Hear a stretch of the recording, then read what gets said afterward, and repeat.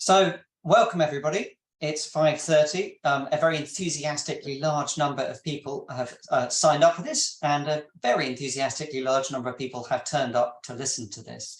I'm really grateful for my fellow speakers, or for in fact the people who are going to be doing all of the speaking, for joining us this afternoon. I'm Alex Ruck Keene, and my sole job is to keep things to time. The other job I've got to do is do a tiny bit of expectation management, in the sense that the title of this webinar at one level isn't true. There's no way that we can tell you everything that there is to know about Section 117 Mental Health Act in 1 hour. What we're really going to do is try and make sure we cover the basics, and then we really get into the Worcestershire decision, which I know is one of the reasons that many people are here. And of course, whilst the Worcestershire decision has given clarity in one very important area, it leaves some ambiguities in other areas, and our speakers today are going to be thinking about that. So rapid reaction in relation to the Worcestershire case, there may well need to be follow-ups in due course. You don't need to hear anything more from me. In particular, you don't need to know things about fire escapes, loos, all those sorts of things. You can sort that out for yourself. So without any further ado, can I please hand over to Sean Davies, who's going to get us kind of kicked off with a Section 117 overview. And I'm going to share the slides so that we can do that. In 1 second, it will all happen as if by magic. I'm just massively relieved not to be the one having to share slides. Thank you. It's all working brilliantly so far as I can see. Good afternoon. So I'm going to do a fairly sort of quick gallop through Section 117, very much starting from the position that everyone's got a sort of basic familiarity with it, because we don't have an awful lot of time. So I'm going to start with the question of what aftercare is. And in order to answer that, we need to look at Section 1176, which says that aftercare services in a relation to a person means services having both of the following purposes: meeting a need arising from or related to the person's mental disorder, and reducing the risk of deterioration of the person's mental health condition, and accordingly reducing the risk of the person requiring a further admission to hospital for treatment for mental disorder. So there's no specific definition of what services are and are not within aftercare, and there's no specific reference to accommodation. So it's perhaps unsurprising that the issue has generated some case law on the question of whether and when accommodation can fall within the definition of aftercare. Looking at what courts have said about this, in Manchester and Stennet, it was held that psychiatric treatment and caring residential care qualify as aftercare services. So that's a very clear indication that accommodation is capable of falling within the definition of aftercare. And we are told by the Mental Health Act Code of Practice at 33.4 that the definition of aftercare should be broadly interpreted.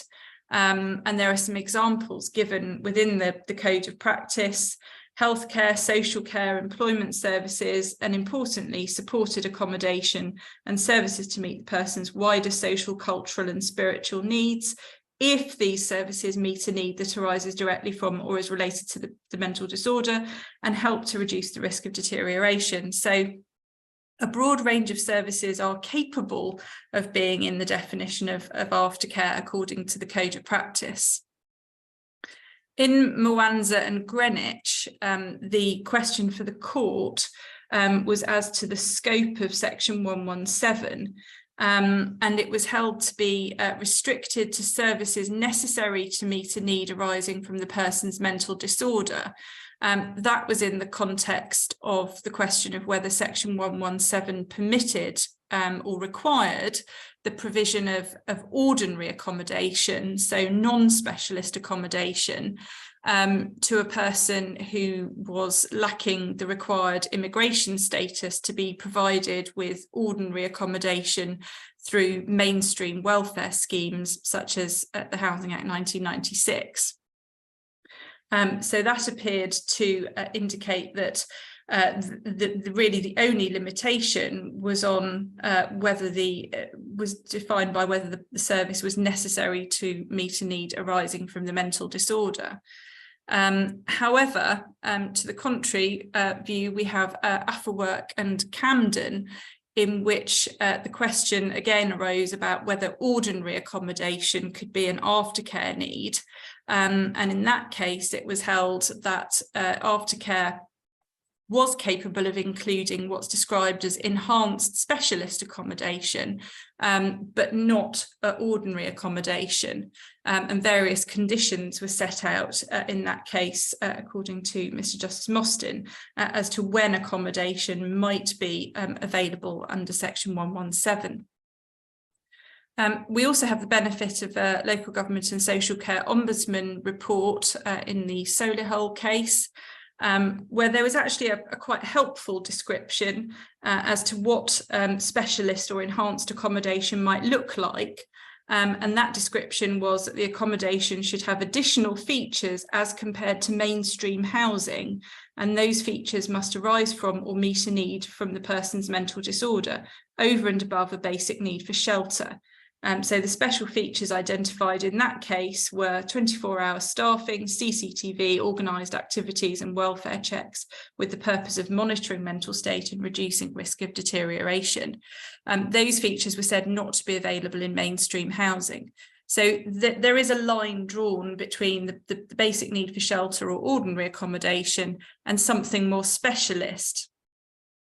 Importantly, there has to be a clear connection between the mental disorder and the service, but that's not necessarily the same as a causative link. So the wording, importantly, is related to, and that would indicate a somewhat looser connection than a clear causative link. But what it does potentially exclude is needs arising from or relating to general well-being, or indeed a physical health disorder being provided under Section 117. What does reducing the risk of deterioration of a mental condition mean? Well, according to the Hansard reference on the slide, that covers more than just one form of mental disorder and is not necessarily limited to the specific disorder for which the person was previously detained, giving rise to the right to aftercare. And that would tend to fit with what the Code of Practice says about a broad interpretation of aftercare. In other words, not taking a very rigid approach to the condition for which the person was detained and limiting the provision of services to only those relating to that condition. How does that apply in practice? Well, the starting point, I would suggest, is to identify what a person's needs are that qualify within the definition of aftercare. And importantly, where there is a mix of aftercare needs and non-aftercare needs, that needs assessment needs to distinguish the mental health related aftercare need from any general well-being or physical health care needs. That's because many people have Section 117 aftercare for prolonged periods of time. If the point is going to come where questions arise as to whether it's capable, whether it's possible to discharge the Section 117 duty, it's necessary to identify what the need was that was assessed as falling within the definition of aftercare, in order to be able to go on to ask whether that need in fact still exists. If the original assessment of need is vague, if it doesn't properly delineate mental health related needs from those relating to general well-being or physical health, that isn't going to be possible.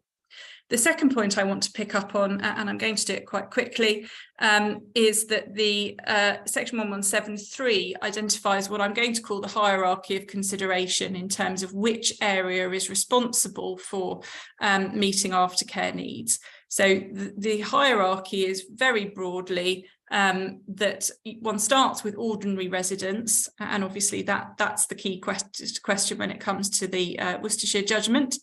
If a person isn't ordinarily resident anywhere, the question is asked, where are they resident? And it's only if there is no place of residence that one then asks the last question, which is where are they being sent to on discharge? But that is very much the last resort according to the Code of Practice. Residence can be looked at in the context of the Sunderland case. It's a case that predated the amendment to section 117. So at the time this case was decided, the sole test was residence, but it's nonetheless applicable if that part of the hierarchy of consideration is being looked at. In that case, the patient was a student in halls, had been informally admitted to hospital.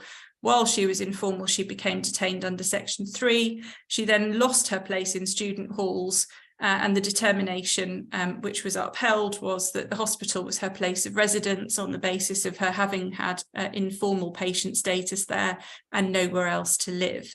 But that's only going to be applicable if one's looking at residence rather than ordinary residence.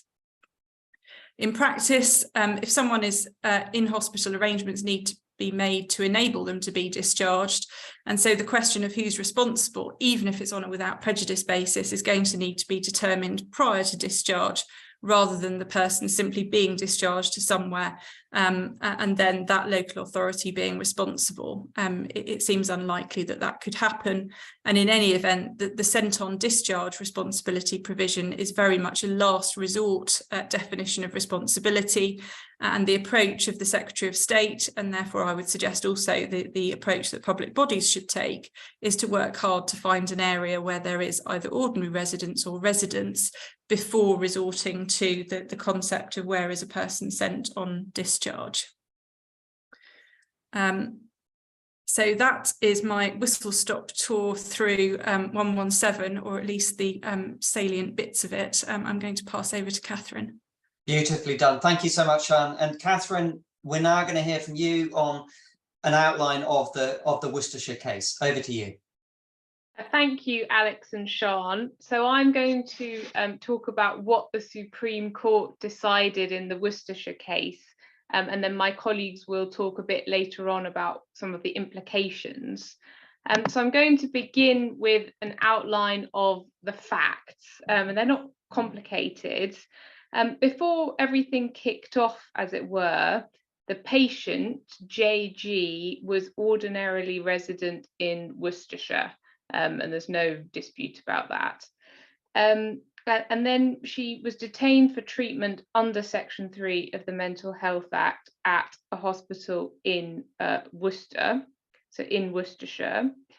She was then discharged, but she lacked capacity to decide where she was going to live. So in the usual way, a best interest decision was made, and the decision was that it would be in her best interests to live at a care home in Swindon.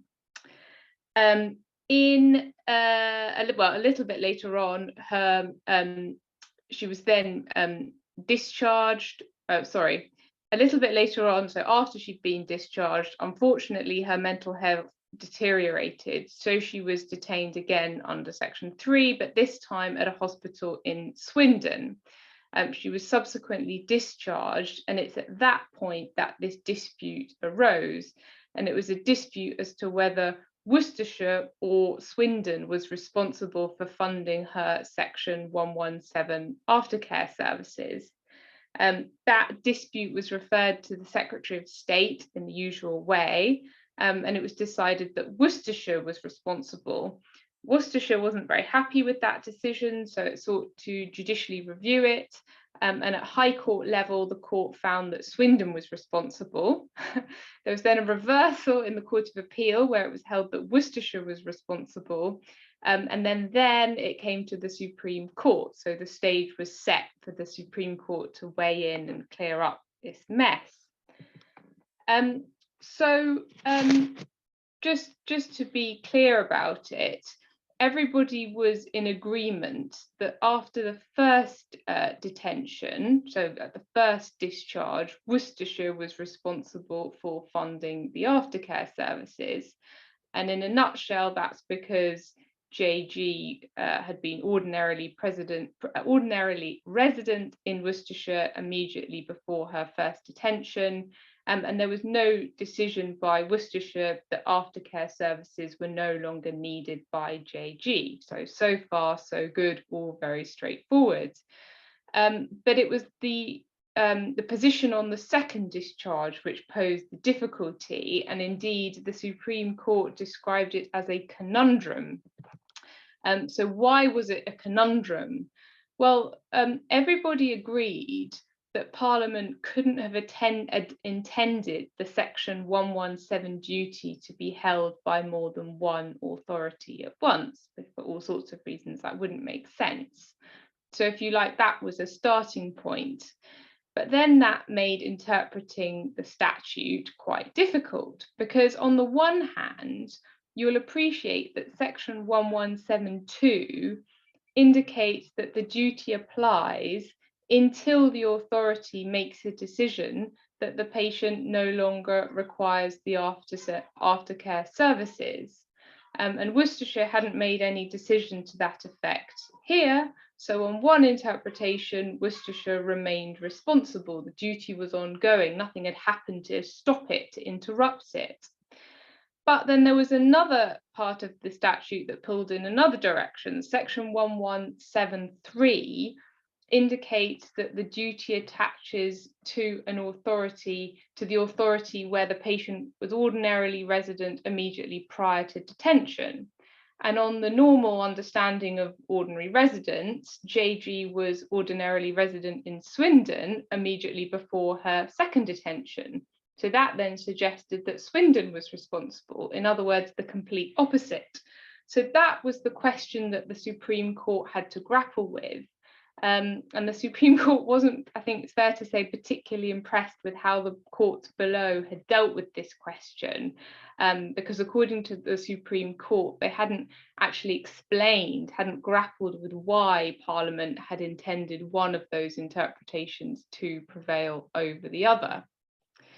So what did the Supreme Court do when it rolled up its sleeves? Well, it decided that the duty under Section 117 ceases when the person is detained under Section 3. So what did that mean in this particular case? Well, Worcestershire's duty ended when JG was detained for the second time. And upon her second discharge, a new duty arose, and that was to be determined according to Section 1173. And so that then meant Swindon was responsible, since JG had been ordinarily resident in Swindon immediately prior to her second detention. And there were various reasons that the Supreme Court came to that view, but essentially grounded in both the language used in the statute. Oh, what has happened? The language used in the statute, but also the purpose of Section 117, the policy rationale, if you like. So they thought the duty will cease if a decision is made that services are no longer needed. That's one way the duty can cease, but it's not the only way. You have to read the statute as a whole. It also will cease if Section 117 is not applicable anymore, because the terms of Section 1171, the circumstances in which the duty applies, are no longer met. And the terms of Section 1171 will not be met when a person is redetained under Section 3. And that's because on a second detention, they're no longer a person who has ceased to be detained, but a person who is currently being detained and in hospital. So if you like, their status changes. And then from the policy point of view, the court thought it was implicit in the concept of aftercare that the duty doesn't apply to people who are currently detained and receiving treatment. I suppose because they would have no need for it. Their needs are being met by the hospital. It only applies to people who have left hospital. So that was the Supreme Court's approach to the primary issue, if you like. But there was also a cross appeal brought by the Secretary of State. And the Secretary of State's argument was that Worcestershire was responsible for funding the aftercare after the second detention, but for different reasons. The Secretary of State said that ordinarily resident, in the context of section 1173A, shouldn't be given its ordinary meaning, but should be interpreted differently due to a special rule of law. So I'll just try and whiz through that. If one first of all looks at what ordinary residence normally means, because on that approach, JG, as I've said, was ordinarily resident in Swindon immediately before her second discharge. Well, how do we get to that conclusion? As I'm sure most of you will know, there's a case called Shah, which makes it clear that ordinary residence has two key ingredients. It has to be voluntarily adopted, so it can't be enforced presence, for example, by reason of imprisonment, and it has to be for settled purposes. And so applying that test to the facts of this case, although this was the Supreme Court's view, although JG lacked capacity to decide where to live, the decision to live in Swindon was made voluntarily by those with the power to make the decision on her behalf. So on that basis, what was her ordinary residence immediately before the second discharge? Well, it was Swindon, fine. But the Secretary of State said, well, hang on a minute, it's a bit more complicated than that. There are implications from another Supreme Court judgment called Cornwall that have to be taken into account. And that means that the plain meaning's not appropriate here. Instead, the Secretary of State said, reading across from Cornwall, that if the local authority is providing accommodation for the purpose of performing its statutory duty under section 117, then residents in that accommodation should be disregarded when determining ordinary residence for the purposes of section 117. So in other words, you would assume, if you like, that the deeming provisions from other community care legislation apply in a similar way. So like the Care Act, for example. So that, of course, would mean that Worcestershire was responsible. The Supreme Court didn't like that argument at all and rejected it. They took the view that Cornwall was concerned with a very specific statutory context in which there were express deeming provisions providing for ordinary residents to remain with the initial placing authority. And the court thought there was no justification for extending section 117 in that way. We're extending this concept, if you like, to section 117, given that there aren't any deeming provisions in 117, and there's nothing else in the wording of the statute to suggest that anything other than the plain meaning is the right one. The court also thought that the Secretary of State's argument was contrary to a decision called Hertfordshire, which effectively said that the deeming provision in the National Assistance Act didn't apply to the previous wording of section 117. And the court also observed that the Secretary of State's argument would make section 39(4) of the Care Act OTOs. There wouldn't be any need for that provision if ordinary residence was the same automatically under section 117 and under the Care Act. So in other words, if the deeming provisions in the Care Act also applied to section 117. So that is a whistle-stop tour of the decision, and I will hand over to, I believe it's Arianna first, to talk through some of the implications. Brilliant. Thank you so much, Catherine. Actually, it's going to be back to Sean for first go at implications, then Arianna is going to take over. I am, as I should say, I am trying to answer some of the kind of immediately answerable questions in the Q&A as we go along. I can't promise that we're going to be able to get to all the questions because some questions were posed in advance and some are being posed along as we go, but we will do our best. Over to you, Sean. Thank you. So I'm going to look at sort of three different parts of implications and then let Arianna do the really hard stuff. So I'm starting with the kind of the very immediate issue, the question of how do you recalibrate, what steps need to be taken to address the position that the Supreme Court has found, which is obviously rather different to the position that the Court of Appeal found to exist. So just some sort of basic background. The Secretary of State has had a policy in place since 2020 that disputes which raise issues that have been the subject of the Worcestershire dispute are stayed unless there is a particular urgency which would require a much swifter decision. So that means that a lot of cases will have been stayed because they're recognised as turning on these issues. It may be that local authorities have decided or agreed with the partners in the dispute not to make a referral to the Secretary of State, knowing that the likely outcome would be for the dispute to be stayed.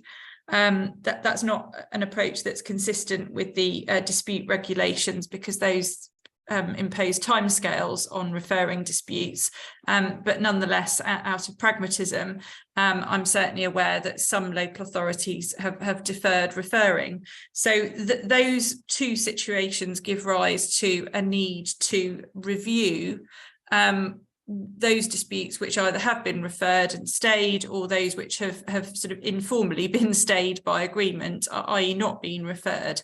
Obviously, the starting point for local authorities with those categories of disputes is going to be to consider whether, in light of the Worcestershire judgment, there is now a clear answer such that there is no longer a dispute that the Secretary of State needs to determine.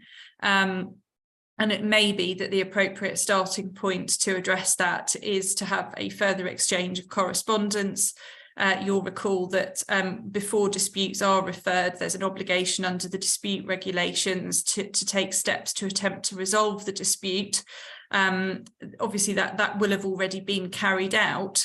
But again, being pragmatic, I would say that probably the appropriate step here is a further round of correspondence to see whether there can be agreement that the Worcestershire decision now resolves the issue, or to identify what the issues are that still require a determination by the Secretary of State. And very importantly, and I'm sure this goes without saying, there should absolutely not be any prejudice to the service user by reason of the ongoing dispute. So the starting point should be to ensure that the lead authority is taking responsibility, albeit on an interim and without prejudice basis, to make sure that needs are met. If there is no obvious answer to the dispute following that process, then the next step would be for the parties to the dispute to identify what the issues now are in dispute, what is being asked to be resolved by reference to the Worcestershire decision. And again, my suggestion here is that actually that the parties need to take stock. They need to think about what exactly is in dispute, what impact the Worcestershire decision has on the dispute, and potentially that the starting point would be to agree a timetable for a revised statement of facts if there are matters that are now regarded as relevant, which perhaps weren't when the statement of facts was originally drafted, and revised or further submissions if that's considered appropriate. Those then need to go to the Secretary of State. Obviously, the Secretary of State needs to approve the revised timescale. And obviously the sort of the upshot of any concession by one authority or the other that in fact they are responsible is going to be potentially a request for a financial adjustment to reflect the reality of who has paid, which local authority has paid for aftercare, and whether that has turned out to be applying Worcestershire the correct authority. In the longer term, obviously putting aside the question of pending disputes, local authorities need to look at the overall impact of this decision. In other words, identify whether they are on a net basis better off or worse off in terms of not just pure finances, but also social care workload and the resources that are needed to address disputes. That exercise needs to take into account the financial implications of adjustments, either that have been agreed or that hang in the balance depending on the outcome of a Secretary of State's decision. And local authorities might want to consider entering into some sort of memorandum of understanding or some sort of agreement within the context of an integrated care partnership to address Section 117 responsibility, given that it is now clear that such responsibility is capable of travelling across boundaries when there's a subsequent period of detention. But in order to take a view, clearly there needs to be an understanding of what the implications would be of such a memorandum of understanding, and whether the local authority overall regards itself as better off or worse off following the judgment. So that concludes those implications, and I think it's over to Arianna now.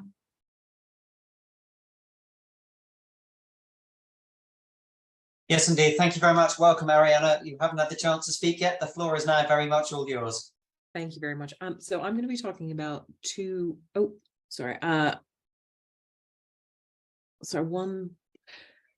I think I may still have a couple more of Sean's slides, but I'm sorry. I may delay my entrance a bit. Sorry about that. This is what happens when you have the single slide deck. You don't recognise your own slides.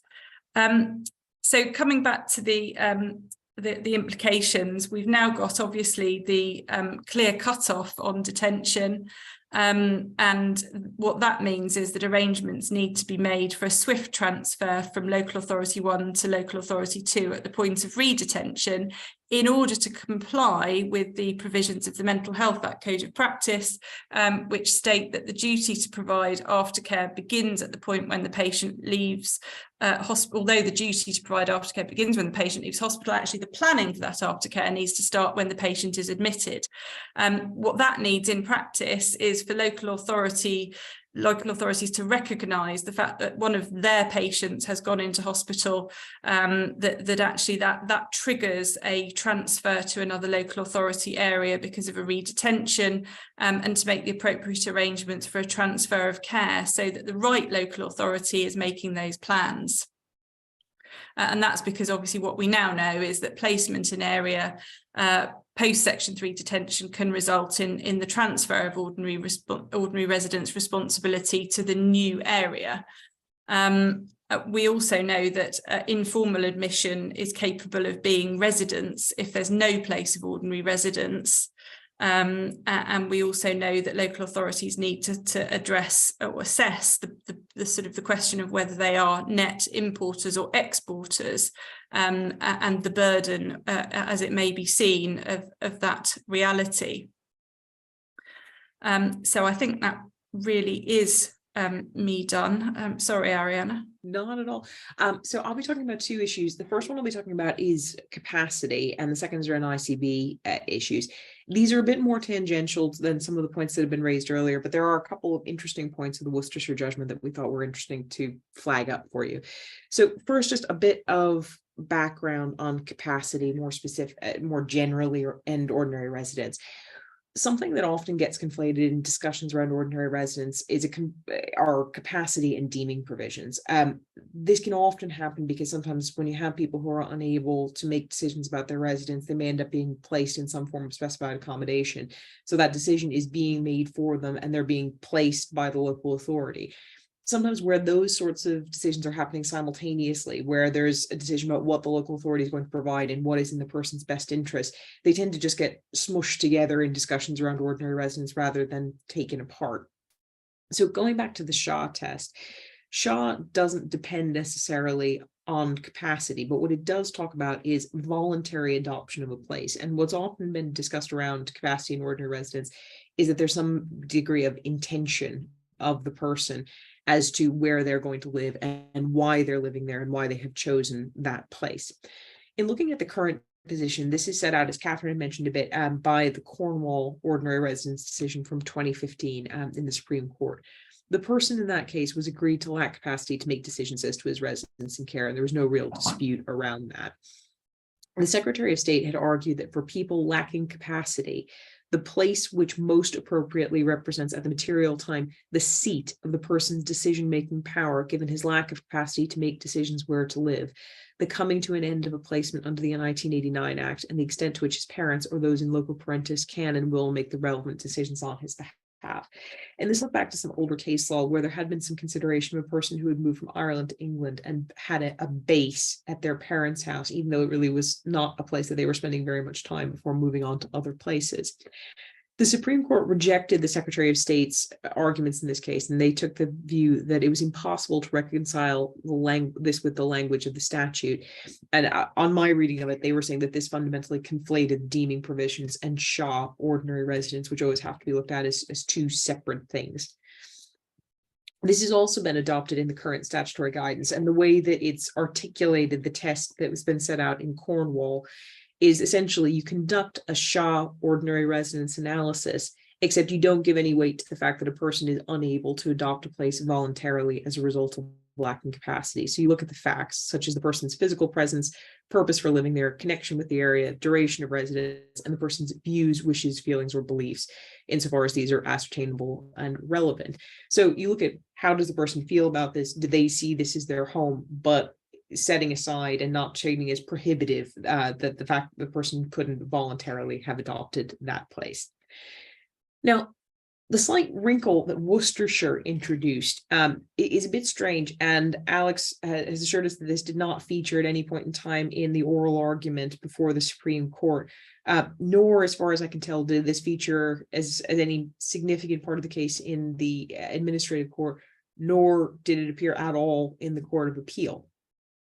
But the person in the Worcestershire case, JG, had been assessed as lacking capacity to make decisions as to her residence. And what's set out in both the administrative court decision and in the Supreme Court judgment was that there was a consensus-based decision that she should go and live at the placement where she ended up living. There's no suggestion that she had a deputy. There is no suggestion that she had an attorney, and it doesn't appear that anyone had any real concern that this placement was in her best interest. It brought her closer to family, and there was a view that it was an appropriate placement for supporting her needs. There's also no indication that this went before the Court of Protection. So this is one of the many hundreds of thousands of decisions that are taken on a daily basis for people who lack capacity without any sort of nominated MCA decision maker. But what was interesting was that in Obiter Dicta, the Supreme Court made some statements which, to my view, appear to row back some of the current position in Cornwall. This is at paragraph 58 of the Supreme Court judgment, and it's particularly the bolded section that's of interest. But what it states is that the test articulated in Shaw requires adaptation where the person concerned is someone such as JG who lacks the mental capacity to decide where to live for herself. It seems to us that in principle, in such a case, the mental aspects of the test, this would be the voluntary adoption of a place, must be supplied by considering the state of mind of whoever has the power to make relevant decisions on behalf of the person concerned. Under the Mental Capacity Act 2005, that power will lie with any person who has a lasting power of attorney, or with a deputy appointed by the Court of Protection, or with the court itself. The reason this is a bit funny is JG didn't actually have any of those things. So, and the court didn't really opine on this in any way, and it didn't dwell on this deputy attorney court clearly nominated decision maker versus consensus driven decision taken on her behalf. But I do think it actually picks up a thread which was really well developed in case of F and R, which I imagine many of the local authorities will be quite familiar with.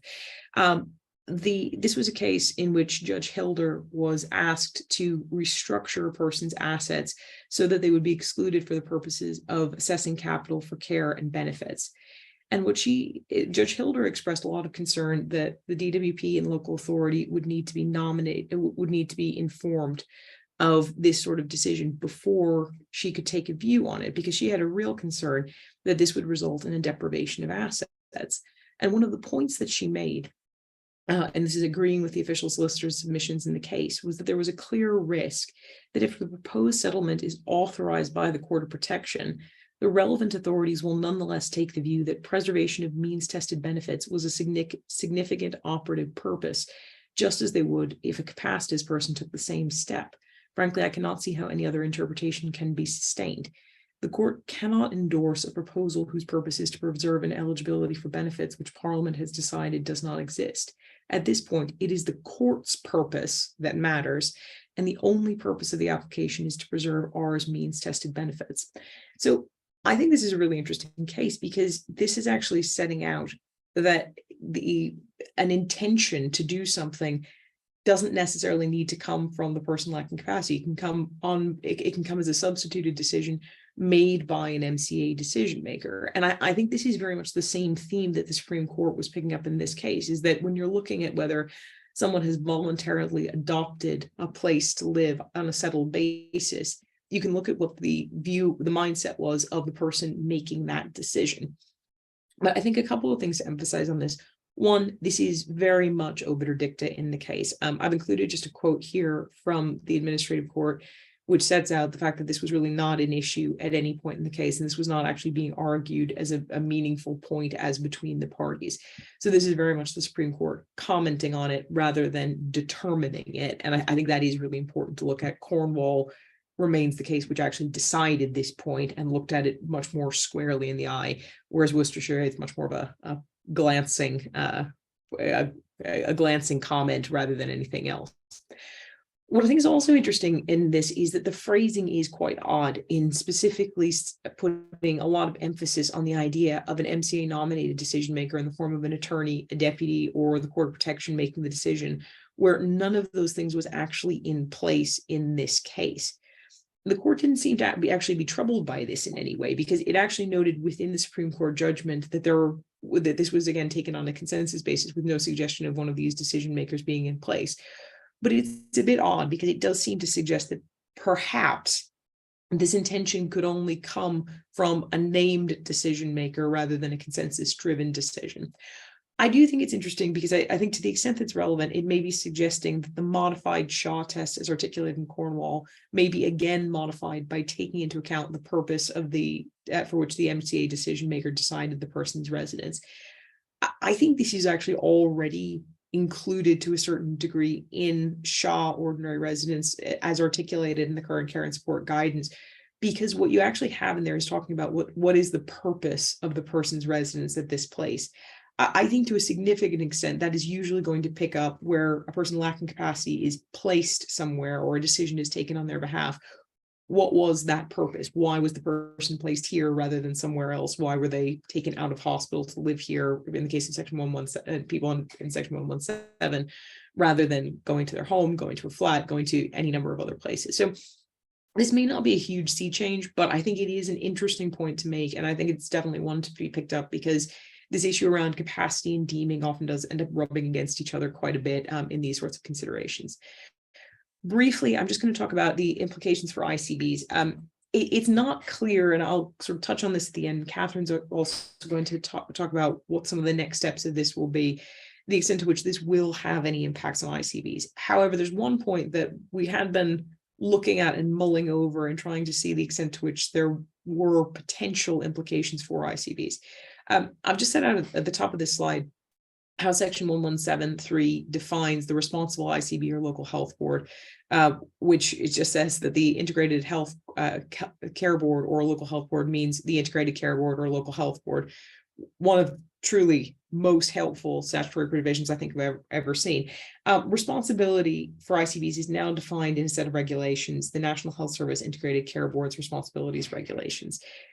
This is essentially a continuation of the 2020 Who Pays guidance.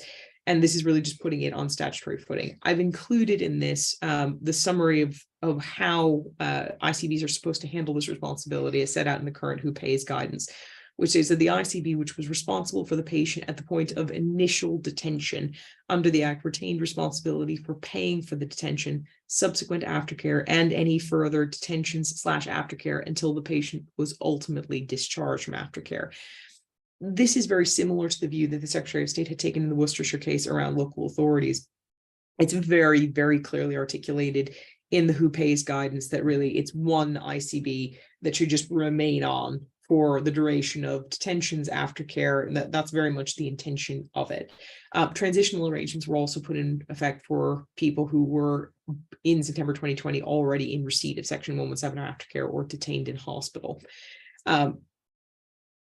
However, other responsibility for a patient's healthcare, the core responsibility apart from aftercare, would go to the area where the patient was residing if they changed their GP. So you essentially have almost something akin to a deeming provision of the aftercare responsibility follows the patient around, but broader health services go with the patient to where they are physically at that point in time.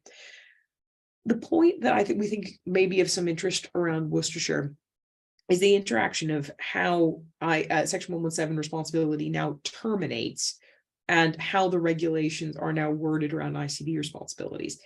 The regulations as they currently stand states that the ICB responsibility exists for a patient who is detained and does not end if a further application for detention is made during what's referred to as an exclusion period. And this is defined as the period beginning with the person's detention under the Mental Health Act and ending with the person's next discharge from aftercare services.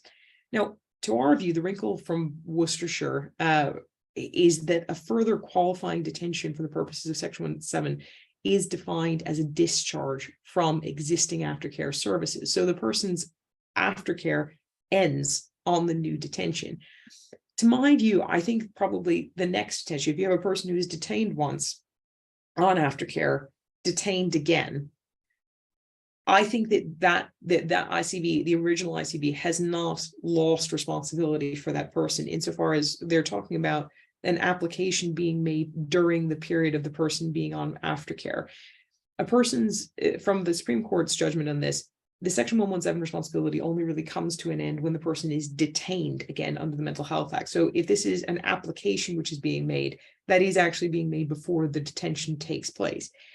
However, there are probably a lot of other scenarios he could come up with in which potentially a person could be re-detained after a Section 117 responsibility had come to an end. So if, for example, if you had a patient who was detained under Section 3, placed onto aftercare, new detention under Section 3, discharged from Section 3, stayed in hospital on a voluntary basis, the old Section 117 responsibility has come to an end. If they're again detained from their voluntary status, that's potentially a new Section 3, which wouldn't fall within the exclusion period.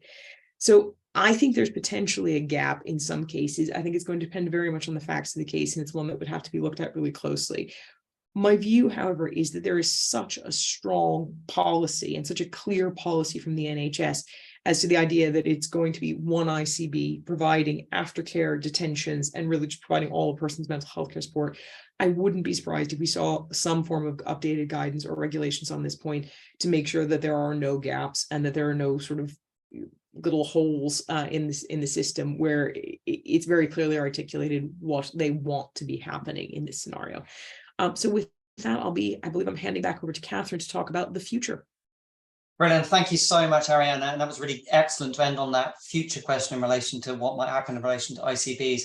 Catherine, you're going to give us some quick thoughts before we then try and answer as many questions as we sensibly can about where we might be going more broadly. Yes, well, I don't have very much to say other than just the point that, as you'll all know, there is a mental health bill that has been drawn up, waiting in the wings. And if that is enacted, then it will introduce the deeming provisions that are currently in the Care Act to Section 117. So they'll be expressly inserted. And that's via an amendment to Section 117. So if you like, this whole Worcestershire issue will change and no longer be relevant because we have the new wording. So that would have meant in this particular case, on the facts of JG, that Worcestershire would have been responsible for funding the service had those deeming provisions applied. However, despite the bill having cross-party support, there are recent reports that it's going to be further delayed and won't make the next King's Speech in November. And apparently, well, according to the article that I read about it anyway, that was because the government's of the view that mental health reform is not considered to be a vote winner. It's not a vote loser, but it's not a vote winner either. So they want to concentrate on more productive, as they would see it, uses of their time. So that's all I have to say about the future. I think we're on to questions now. We are indeed. So I'm going to stop sharing and invite my fellow panelists to appear again. Thank you very much indeed. You have beautifully self-chaired. You have managed to get yourself in precisely 1 minute under my mental goal. So thank you very much indeed. We've got quite a few questions. I've tried to answer the really easy technical ones as we've gone along in the chat function or the Q&A function. One question which has come up in sort of various varieties, and I think would be quite helpful just to have a brief discussion about, or just a kind of illumination on, is you've got somebody who's on section 3, or the equivalent to section 3, if they're a part 3 patient, and they are on a CTO, and the CTO comes to an end. What's the implication in kind of Worcestershire terms of the fact that the person's been on a CTO and the CTO has been revoked? Any implications? No implications at all. I think, Shone, do you want to take a run at that? Yeah, I'm happy to do that. So the way I understand it is that the CTO is a continuation of the section 3, because a person who's on a CTO is liable to be recalled to hospital. And so the point at which they are recalled to hospital, I don't think amounts to a new period of detention for the purposes of ordinary residence. I mean, that's sort of extrapolation from first principles, rather than, I'm not able to cite any authority for that, but Alex is nodding, so I feel quite confident. Well, certainly that would be my view, because it's partly the fact that people start and understand why they start talking about people being discharged on a CTO, which is always, it makes sense because it feels like you're discharged because you're not actually physically in hospital. You're not actually discharged. You are still very much subject to the Mental Health Act, and you can be recalled. So yes, I would agree with you. So another question which came up, and sort of along a similar vein, is, well, what about somebody who is admitted under section 2? So I don't know if someone wants, Catherine, I don't know if you want to take a run at that, or someone wants to take a run at that. So you've got somebody, so the section, section 3, the Supreme Court makes very clear, restarts the clock. You're going back and you win. You're now thinking again, anyone once over an aftercare duty is discharged. What about the person who's admitted under section 2? So I'm happy to take that. So if we have a scenario, let's say, where someone's detained under section 3, they're then discharged, and then they are brought back into hospital and assessed under section 2, and the question then being what the implications are for ordinary residents. The Supreme Court actually dealt with that expressly in the judgment, and if anyone's interested, I'd direct you to paragraphs 52 and 53. So the Supreme Court asked itself, well, would the sections 117 duty end if somebody's then been brought in for reassessment? And they said no, it wouldn't. Similarly, if someone voluntarily readmits themselves to hospital, and the reason for that is that aftercare services under section 117 are supposed to reduce the risk of readmission under section 3. The Supreme Court thought that was all part and parcel of how the section works. So it's not the same for other types of re-entry to hospital. They don't have the effect of stopping the section 117 duty. So it's only section 3, but also the other specific provisions that are listed in section 1171. So if it's not listed there, then no, the duty is not going to stop. And actually, as you were talking about that, and you were also making me think back to Shone, your initial presentation about, well, what does the meaning of aftercare? What is the meaning of aftercare? And part of me is thinking, well, actually, in light of the Supreme Court's, I mean, I should perhaps declare an interest. I was in this case for Mind. We made written interventions, but being a nerd, I turned up and listened. And it was really clear that the Supreme Court were very interested in trying to tease out, well, what's the point of this aftercare business anyway? And I think it might be quite interesting because they're now so clear it's about trying to stop compulsory re-detention for treatment. I wonder, Sean, whether you think there might be some sort of knockback implications to some of the stuff you were talking about at the beginning.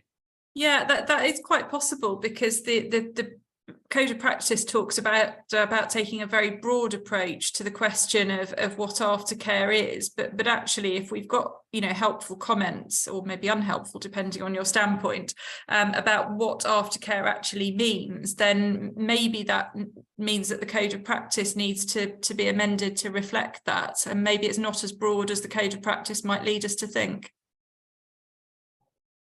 No, I think, well, as always, when one says that the Supreme Court's brought clarity to something, clarity about one thing, and then it always opens up certain other things.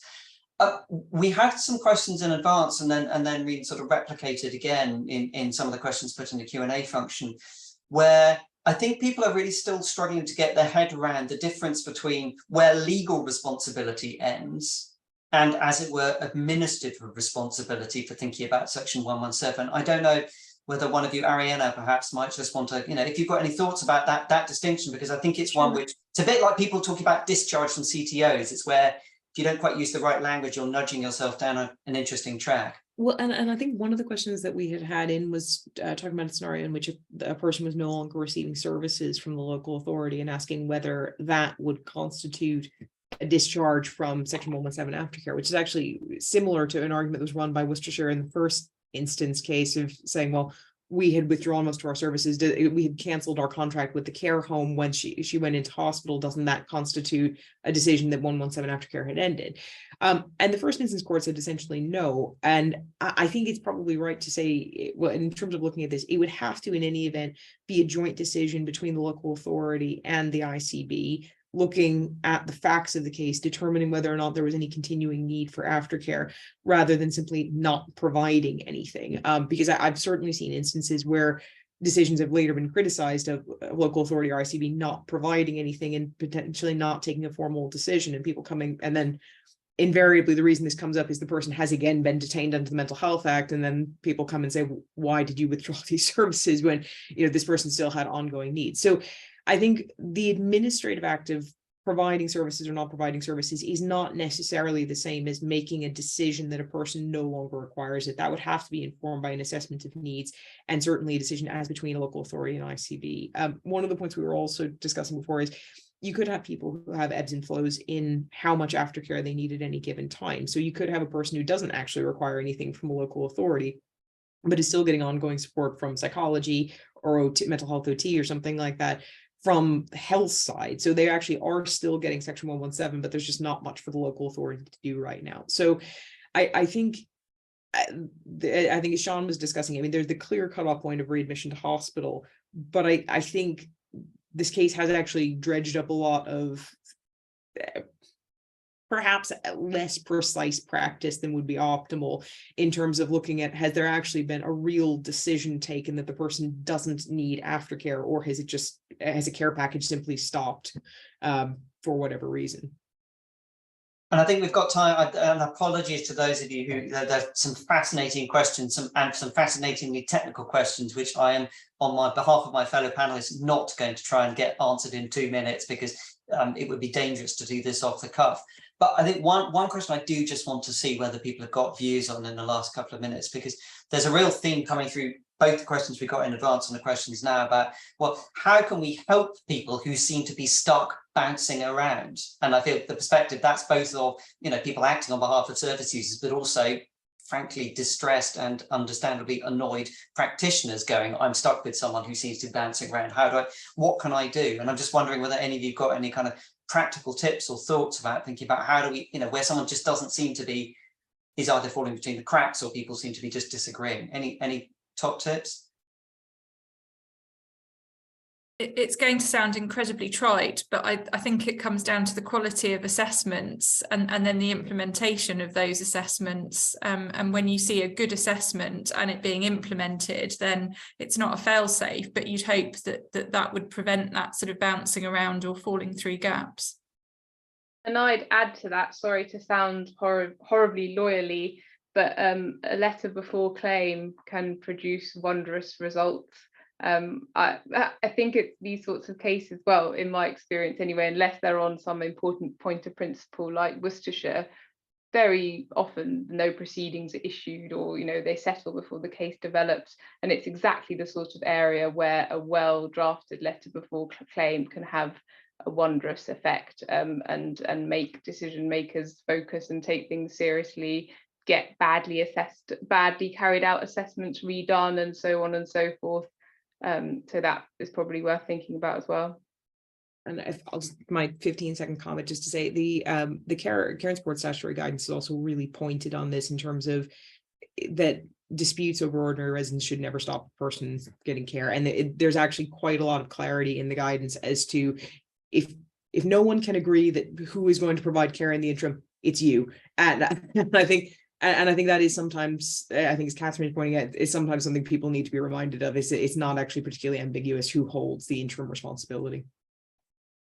Brilliant. Not least because it's now about 9,000 degrees in my shed. It is also 6:30, and I want to make sure we finish on time, as we started on time, and as my panelists kept themselves so wonderfully to time. I don't want to stray over.